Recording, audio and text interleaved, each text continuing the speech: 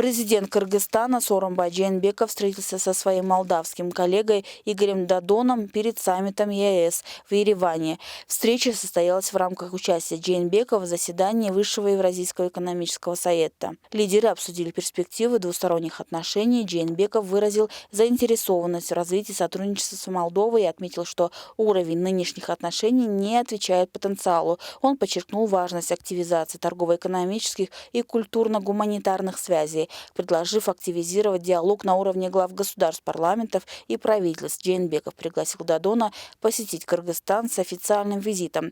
Президент также отметил заинтересованность кыргызской стороны в изучении успешного опыта Молдовы в продвижении аграрной продукции на рынке Европейского Союза. Додон тоже говорил о необходимости активизации экономических отношений между Молдовой и Кыргызстаном. Он подчеркнул, что уровень двустороннего товарооборота невысок, всего $1,5 миллиона по итогам 2018 года. Президент Молдовы принял приглашение посетить Кыргызстан с официальным визитом и пригласил Жээнбекова в Кишинев.